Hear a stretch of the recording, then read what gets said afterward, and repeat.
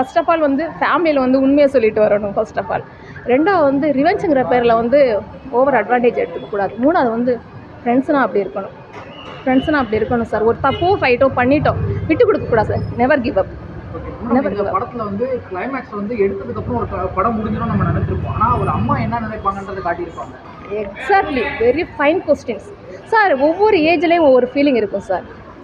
நான் இன்னும் ஒரு 10 வருஷத்துக்கு முன்னாடி நான் பார்த்துருந்தேன் என்னோடய ஃபீலிங் கமல் சாரோட அந்த குணம் நான் பார்க்குறப்போ அங்கே இருந்த ஃபீலிங்க்கும் என் பசங்கிட்ட கேளுங்க. அந்த லாஸ்ட் சீன் வந்தப்போ அவங்க அம்மா வந்தப்போ என் பசங்க 2 பேருமே என்ன அறியாமே கைப்பிடிச்சி ஏம்மா ஃபீல் பண்ணி அழுறீங்களான்னு கேட்டாங்க.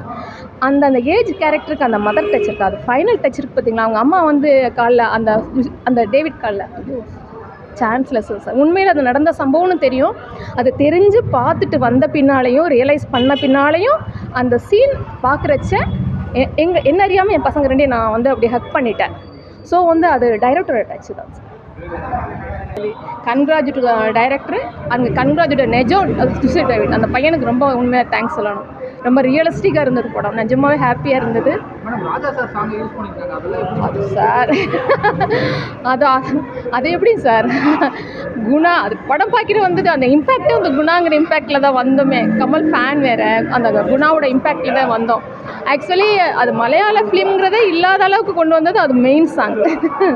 அது கண்டிப்பாக சொல்லி ஆகணும். மேடம் இப்போ வந்து தமிழ் மலையாளம் 2 லாங்குவேஜ்லேயும் இந்த படம் ஒரே படத்தில் இருக்குது. எங்கேயாவது புரியல லேக் ஆகுது அந்த மாதிரி எதுனா இருந்துச்சுங்களா?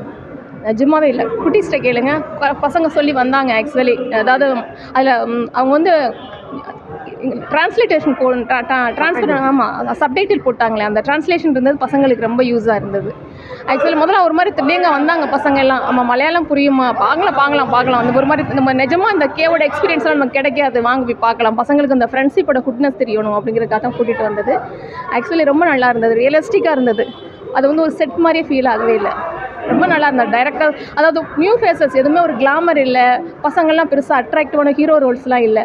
இருந்தாலும் அதையும் தாண்டி ஒரு இன்ட்ரெஸ்டிங்காக படம் போனதுங்கிறது நிஜம் டைரக்டரோட. இப்போ வந்து நிறைய படங்கள் வந்து ஹீரோயின் இருந்தால் ஓடும், ஐட்டம் சாங் இருந்தால் ஓடும், இந்த மாதிரிலாம் எவ்வளோ படங்கள் பண்ணுறாங்க. சப்ஜெக்ட் தான் சார். எதுவுமே இல்லாமல் இந்த படம் அதான் சார். ஹீரோ ஃபேஸே இல்லாமல் ஒருத்தர் மட்டும்தான் அவர் அந்த ஹீரோ ஃபேஸ். அதே இல்லாமல் சாதாரண நம்ம பக்கத்து வீட்டு பசங்க மாதிரி தான் இருந்தாங்க.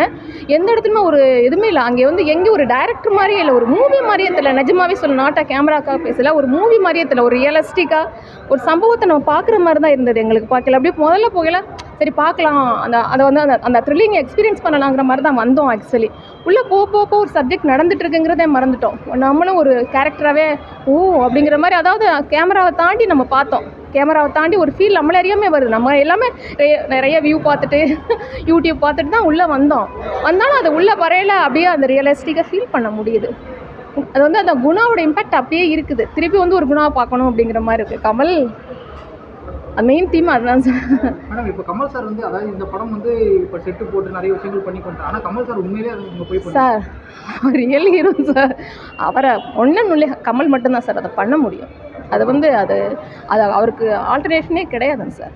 அது மேடம் இப்போ தமிழ் சினிமாவில் என்ன மாதிரியான விஷயங்களை மாற்றிக்கணும்னு நினைக்கிறீங்க? ஏன்னா இப்போ வந்து நிறைய கம்பேரிசன் போயிட்டு இருக்கு. இந்த படத்துக்கு அப்புறம் நிறைய கம்பேரிசன். ஷோ அந்த கம்பேரிசன் எப்படி பார்க்குறீங்க? என்ன மாற்றிக்கணும்னு நினைக்கிறீங்க? சார் மாற்றிக்கிற அளவுக்கு நமக்கு என்னென்னா, அதாவது ஆடியன்ஸை வந்து அவங்க வந்து ஆடியன்ஸோட மைண்ட் செட் இப்படி தானே அவங்க டிசைட் பண்ண வேணாம் சார். அதுதான் மெயின். ஆடியன்ஸோட மைண்ட் செட் இப்படின்னு தான் அப்படி டிசைட் பண்ணி இப்படி தான் அவங்களுக்கு பிடிக்கணும் அவங்க டிசைட் பண்ண வேணாம்.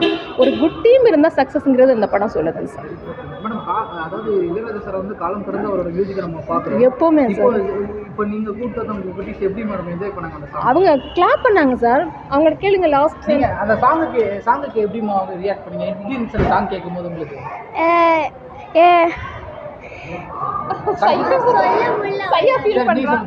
அது நல்லா இருந்தது. தூக்கம் போல அது அந்த ஃபீலிங் சொல்ல முடியல. ஆனால் உடம்புல அது ஒரு மாதிரி கூசிச்சு.